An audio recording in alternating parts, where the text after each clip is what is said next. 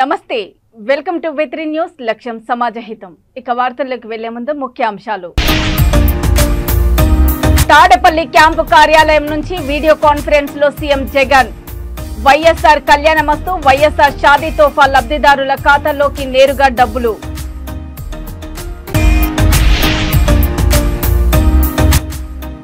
YCP అధికారంలోకి వచ్చాక జగన్ ఎంతో మందికి ఆకలి కేకలు పుట్టించారు అశోక్ బంగ్లాలో జరిగిన భారీ బహిరంగ సభలో మాజీ మంత్రి అశోక్ గజపతిరాజు 14 ఏళ్లుగా చంద్రబాబు ముఖ్యమంత్రిగా కుప్పంకు చేసిందేమీ లేదు కొన్ని మీడియా పత్రికలు టీడీపీకి భజన చేస్తున్నాయి మంత్రి పెద్దిరెడ్డి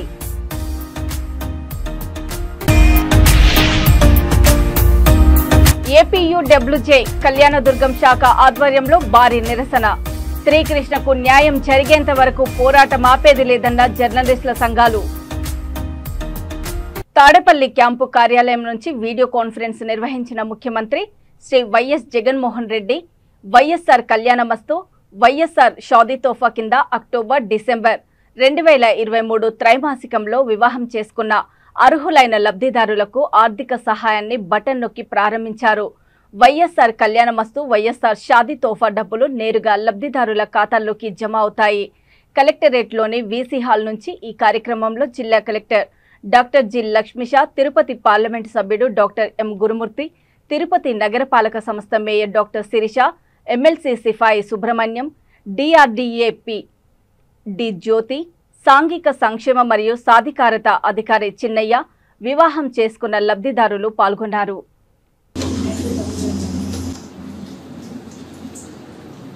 మ్యారేజెస్ రిజిస్ట్రేషన్ ఇలాగా అనేక విధాలుగా సోషల్ ట్రాన్స్ఫర్మేషన్ తీసుకురావడానికి గౌరవ ముఖ్యమంత్రి గారి యొక్క ఆలోచన విధానం ఉండటం అనేది మనం చూస్తున్నాము క్రమం తప్పకుండా 4 విడతలుగా ప్రతి క్వార్టర్కి రిలీజ్ చేస్తూ తమ పిల్లలను చదివించి వారి వివాహాన్ని గౌరవప్రదంగా జరిపించేందుకు అండగా నిలుస్తోంది జగనన్న ప్రభుత్వం పేద తల్లిదండ్రులు తమ పిల్లలను గొప్పగా చదివించి తమ పిల్లలను గౌరవప్రదంగా పెళ్లిళ్ళు చేసి తమ వివాహ జీవితాలను మొదలు పెట్టించే కార్యక్రమంలో ఆ తల్లిదండ్రులకు సహాయంగా ఉండే మంచి కార్యక్రమం ప్రభుత్వం తరపున వధువరులను ఆశీర్వదిస్తున్నారు జగనన్న జంటలకు పిల్లలకు ఈరోజు మంచి జరిగించే కార్యక్రమం జరుగుతూ ఉంది పిల్లలకు వాళ్ళ తల్లిదండ్రులకు వైఎస్ఆర్ కళ్యాణమస్తు వైఎస్ఆర్ షాదీ తోఫా ఈ కార్యక్రమం ఒకసారి ఇంటర్మీడియట్ అయిపోయిన తర్వాత ఎలాగో పూర్తి ఫీజు రీఎంబర్స్మెంట్ ఇచ్చే విద్యా దీవెన తోడుగా ఉంది రాష్ట్ర ప్రభుత్వం సహాయం చేస్తా ఉన్న కార్యక్రమం అదే మాదిరిగా విద్యా దీవెనే కాకుండా వసతి దీవెన కూడా పిల్లల బోర్డింగ్ అండ్ లాడ్జింగ్ ఖర్చుల కోసం ఒక్కొక్కరికి డిగ్రీ ఇంజనీరింగ్ ఇటువంటి కోర్సులు జరుగుతా ఉన్న వాళ్ళకి 20,000 దాకా ఈ స్కీములు కూడా ఎలాగో ఉన్నాయి కాబట్టి చదువులను ప్రోత్సహిస్తూ ప్రతి పాప ప్రతి పిల్లాడు కూడా గ్రాడ్యుయేట్స్ అయ్యే విధంగా అడుగులు వేయించగలుగుతా ఉన్నాం సార్ తిరుపతి జిల్లాలో సార్ ఇప్పుడు 5వ విడతలో 433 జంటలకి సార్ 3,16,00,000 అమౌంట్ ట్రాన్స్ఫర్ చేయబోతున్నారు సార్ అలాగే ఇప్పటివరకే 4వ విడతలో ఇప్పటివరకే 4వ విడతలో కలిపి సార్ 2,035 మంది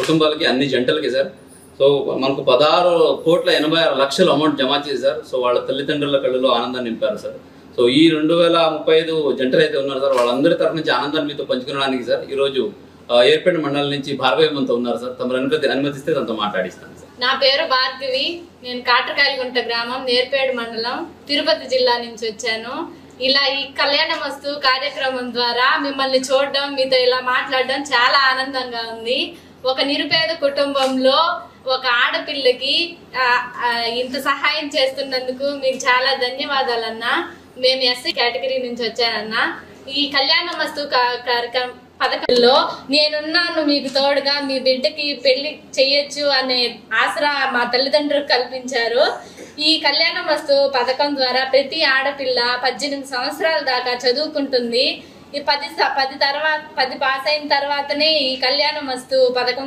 ఎలిజిబిలిటీ ఉంటుందన్న నియమం పెట్టి వాళ్ళు చదువుకునేలా చేస్తున్నారన్న దీనివల్ల బాల్య వివాహాలు అనేవి తగ్గుతున్నాయి అక్షరాస్యత పెరుగుతుందన్న ప్రతి ఆడపిల్ల చదువుకుంటుంది దీన్ని ఈ పథకం విజయనగరం ఎమ్మెల్యే కొలగట్ల వీరభద్రస్వామి ఎలక్షన్లకు ఓ పార్టీ మారుతుంటాడని, ఆయన ఎప్పుడు ఏ గుర్తుపై పోటీ చేస్తాడో ఎవరికీ తెలియదని అశోక్ గజపతిరాజు ఎద్దేవా చేశారు.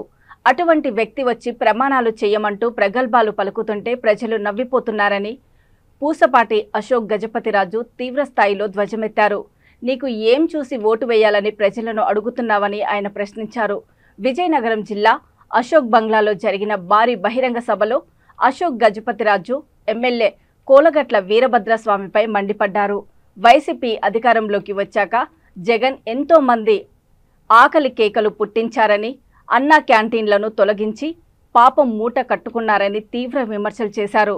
వైసీపీ నుండి టీడీపీలో సుమారు 10,000 మందితో కలిసి చేరిన వారికి టీడీపీ పార్టీ కండువాలు పార్టీలోకి సాదరంగా ఆహ్వానించారు. పార్టీకి చెందిన జిల్లా స్థాయి నాయకులు, బీసీలు భారీ సంఖ్యలో కార్యకర్తలు పాల్గొన్నారు.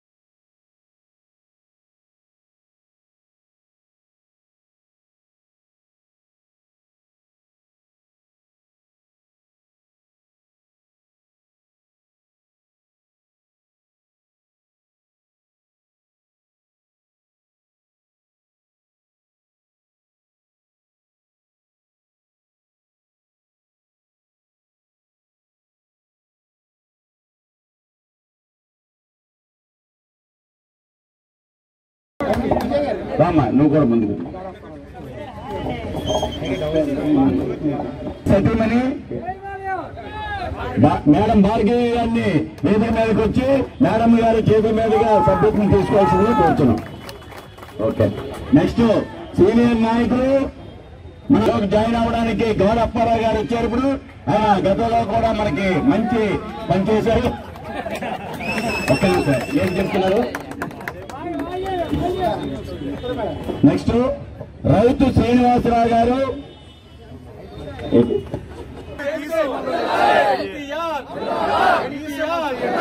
నారా చంద్రబాబు నాయకత్వం, లోకేష్ బాబు గారి నాయకత్వం, లోకేష్ బాబు గారి నాయకత్వం.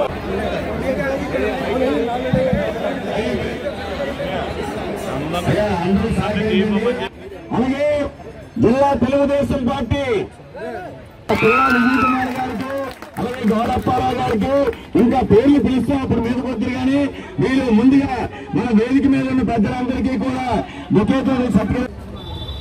అయ్యా మీరు తెస్తారు మనుషుల్ని, దేవుడి పేరు చెప్తారు. దేవుడి పేరులో ఇక్కడ 470 మంది పిల్లలకి ప్రతిరోజు అన్నం పెట్టేది సంస్కృతి ఉంది విజయనగరంలో. నా స్వర్గీయ తండ్రి గారు చేశారు. దాన్ని 16 నెలలు నన్ను డిస్మిస్ చేసి మీరు ఆపారంటే చిన్నపిల్లల పైన ఎంత భక్తి ప్రదర్శించారో ఈ విజయనగరంలో మనకు తెలియదంటారా?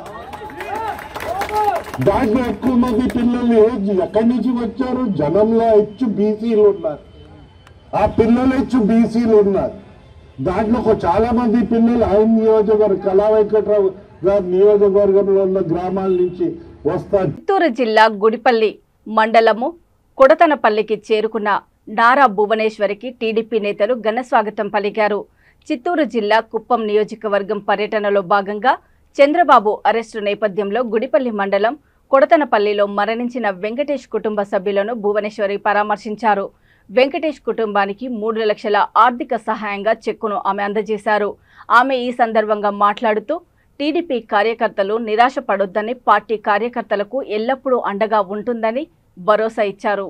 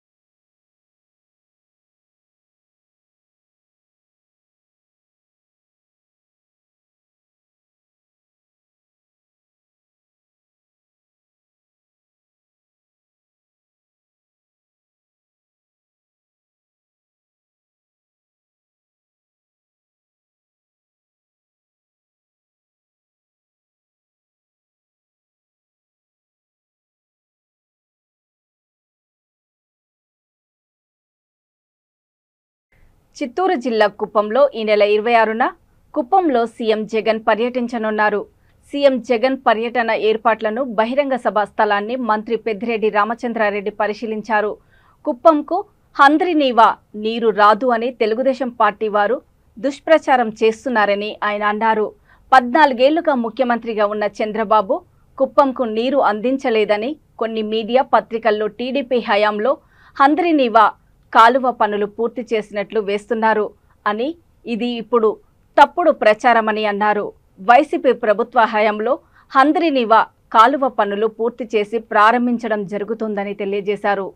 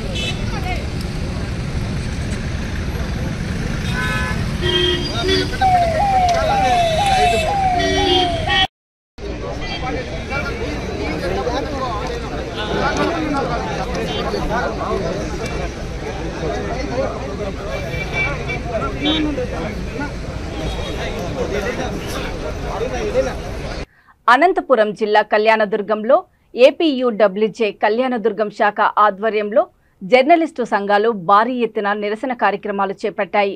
కళ్యాణదుర్గంలో ఫోటో జర్నలిస్టు కృష్ణ కుటుంబానికి జర్నలిస్టు సంఘాలు అండగా పోరాటం చేస్తామంటూ నినదించారు. పలుకూడల్లో మానవహారం ర్యాలీలతో ప్రభుత్వానికి వ్యతిరేకంగా జర్నలిస్టు సంఘాల నాయకులు మానవహారం నిర్వహించి ఆందోళన వ్యక్తం చేశారు. 4 గంటల పాటు భారీ ర్యాలీ చేయడంతో ట్రాఫిక్ స్తంభించింది. యూనియన్ నాయకులు మాట్లాడుతూ దాడికి పాల్పడిన వారిపై కేసులు నమోదు చేసి వెంటనే అరెస్ట్ చేయాలని జర్నలిస్ట్ సంఘాల నాయకులు డిమాండ్ చేశారు. ఆర్డీఓ పట్టణ పోలీసులకు అంబేద్కర్ విగ్రహానికి గాంధీ విగ్రహానికి డిమాండ్లతో కూడిన వినతి పత్రాలను అందజేశారు.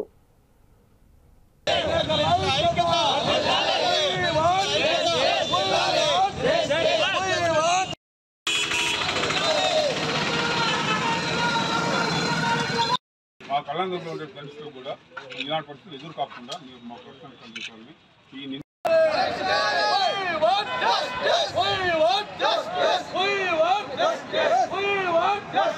మహాసభకు మరి కవరేజ్ కోసం వెళ్ళేటువంటి ఆంధ్రజ్యోతి ఫోటో జర్నలిస్ట్ శ్రీకృష్ణపై మరి ఆ బహిరంగ సభ యొక్క చిత్రాలను చిత్రీకరిస్తుండగా మరి అక్కడ ఉన్నటువంటి కొందరు దుండగులు మరి ఫోటో జర్నలిస్ట్ పైన అమానుషంగా దాడి చేసి తీవ్రమైన గాయాలు కలుగజేశారు. ఈరోజు ఆ గాయపడిన వ్యక్తి ప్రాణాపాయ స్థితిలో హైదరాబాద్లో చికిత్స పొందుతూ ఉన్నారు.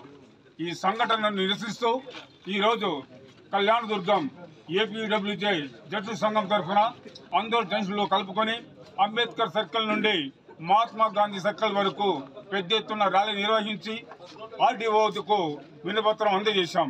ఈ సందర్భంగా ఎవరైతే జనసభ దాడి చేశారో వాళ్ళందరినీ కూడా చట్టపరంగా కఠినంగా శిక్షించాలని డిమాండ్ చేయడం జరిగింది. సిద్ధం కార్యక్రమంలో వైసీపీ మూకలు ఆంధ్రజ్యోతి సీనియర్ రిపోర్టర్ కృష్ణ, టీవీపై రిపోర్టర్ అనిల్పై దాడి చేసి తీవ్రంగా దాడి చేసిన వారిపైన తీవ్రంగా ఖండిస్తున్నాం. ఇలాంటి సంఘటనలు పునరావృతం కాకుండా ఖచ్చితంగా కఠినమైన చర్యలు తీసుకోవాలి. పోలీసులు కూడా తూతూ మంత్రంగా ఏదో కేసులు పెట్టి వాళ్ళు ఏదో బయలు తీసుకొచ్చేసే రకంగా కాకుండా ఇలాంటివి ఎప్పుడూ జరుపుకోకుండా వాళ్ళ మీద కఠినమైన శిక్షలు విధిస్తే తప్ప విలేకరులు బతికే బలం లేదు.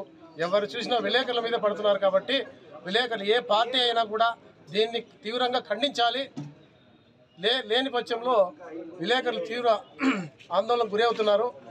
ఇలాంటివి జరుపుకోకుండా ముందుకి కఠినమైన చర్యలు తీసుకోవాలని చెప్తున్నారు. విరుద్ధమని ఏపీడబ్ల్యూజే పూర్తిగా ఖండిస్తుంది. అందులో భాగంగానే ఈరోజు ధర్నా, ర్యాలీ, వినతి పత్రాలు అందజేశాం. అందులో ముఖ్యంగా ఏంటంటే ప్రభుత్వాలు దాడి చేయడం చాలా అమానుషం. ప్రభుత్వాలు దాడి చేసి ఏమొస్తుంది అనేది పూర్తిగా అర్థం చేసుకోవాలి. ప్రభుత్వాలు పత్రికకు కానీ పత్రికా విలేకరులు కానీ స్వేచ్ఛ లేకుండా పోతుంది. అందులో భాగంగా గడిచిన 4.5 సంవత్సరాల్లో జగన్ ప్రభుత్వం వచ్చిన 4.5 సంవత్సరాల్లో పదుల సంఖ్యలో కేవలం అనంతపురం జిల్లాలోనే అత్యధికంగా దాడులు జరిగాయంటే చాలా బాధాకరం. ఇప్పటికైనా ప్రతి విలేకరి పార్టీలకు అతీతంగా పనిచేస్తారనేది రాజకీయ పార్టీలు గుర్తుంచుకోవాలి. ఇలా పునరావృతమైతే సహించేది లేదు. ఎంతటి త్యాగానికైనా మా ప్రాణ త్యాగాలైనా చేసి మా పత్రికా రంగాన్ని కాపాడుకుంటామని ప్రభుత్వానికి వార్తగా నిలిచే జర్నలిస్టులకు ఈరోజు రాష్ట్రంలో రక్షణ లేకుండా పోతోంది. ముఖ్యంగా ప్రశ్నిస్తే తప్పులు ఎత్తి చూపిందన్న పాపానికి ఈరోజు ప్రభుత్వాలన్నీ పరోక్షంగా ప్రత్యక్షంగా దాడులు చేస్తున్నాయి. విధి నిర్వహణలో ఆంధ్రజ్యోతి స్టాఫ్ ఫోటోగ్రాఫర్ శ్రీకృష్ణపై దాడి చేయడం దుర్మార్గం. అతను దాడి చేసిన దృశ్యాలను సోషల్ మీడియాలోను పత్రికలను పెద్ద ఎత్తున వైరల్ అయ్యాయి. ఆ సోషల్ మీడియా ద్వారా దాడి చేసిన నిందితులను స్వచ్ఛందంగా ప్రజలే గుర్తించారు. కానీ పోలీసులు మాత్రం నిందితులను ఏమాత్రం గుర్తించలేకపోతున్నారు. వారిని ఏమాత్రం అరెస్ట్ చేయలేదు. శ్రీకృష్ణ కుటుంబానికి జర్నలిస్ట్ సంఘాలన్నీ అండగా ఉండి పోరాటం చేస్తున్నాయి. అతనిపై దాడి చేసిన వ్యక్తులపై హత్యాయత్నం కేసు నమోదు చేయాలని చెప్పి కళ్యాణదుర్గం ఏపీడబ్ల్యూజే తరఫున మేము డిమాండ్ చేస్తున్నాము. లేని పక్షంలో మేము ఇంకా మరింత ఉధృతంగా ఆందోళనలు, నిరసన కార్యక్రమం చేపడతామని. శ్రీ సత్యసాయి జిల్లా ధర్మవరంలో రోడ్ల పరిస్థితి చాలా దయనీయంగా మారింది. పట్టణంలోని 29వ వార్డులో 2వ స్టేషన్ వెనుక 20 రోజుల కిందట రోడ్డు తవ్వి కంకర రాళ్లు వేయడంతో రాకపోకలకు తీవ్ర ఇబ్బందులు కలుగుతున్నాయి. వీధిలో వారు కనీసం నడిచేందుకు వీలు లేకుండా ఉండడంతో ప్రజలు ఇబ్బందులకు గురవుతున్నారు. వీధికి ఒకటే రోడ్డు ఉండడంతో ద్విచక్ర వాహనదారులు, ఆటోలు తిరగడానికి ఇబ్బందిగా ఉన్నదని ఆవేదన వ్యక్తం చేస్తున్నారు. రోడ్డు కాంట్రాక్టర్ రోడ్డు పనులు త్వరితగతిన పూర్తి చేయాలని ప్రజలు కోరుతున్నారు.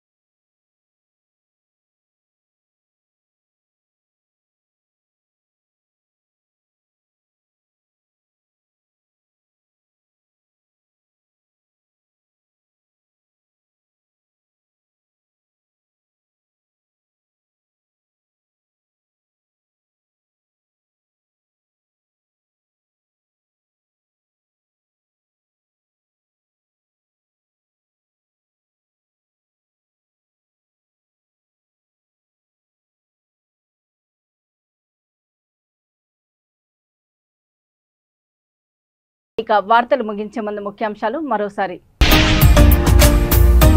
తాడేపల్లి క్యాంపు కార్యాలయం నుంచి వీడియో కాన్ఫరెన్స్ లో సీఎం జగన్. వైఎస్ఆర్ కళ్యాణమస్తు, వైఎస్ఆర్ షాదీ తోఫా లబ్ధిదారుల ఖాతాల్లోకి నేరుగా డబ్బులు.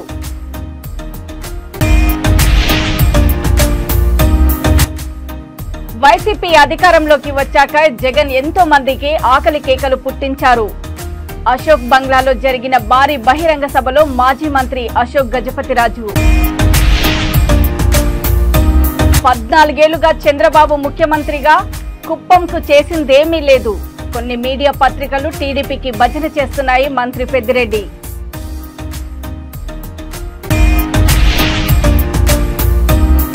ఏపీయూడబ్ల్యూజే కళ్యాణదుర్గం శాఖ ఆధ్వర్యంలో భారీ నిరసన. శ్రీకృష్ణకు న్యాయం జరిగేంత వరకు పోరాటం ఆపేది లేదన్న జర్నలిస్టుల సంఘాలు. చూస్తూనే ఉండండి V3 న్యూస్, లక్ష్యం సమాజహితం. నమస్తే.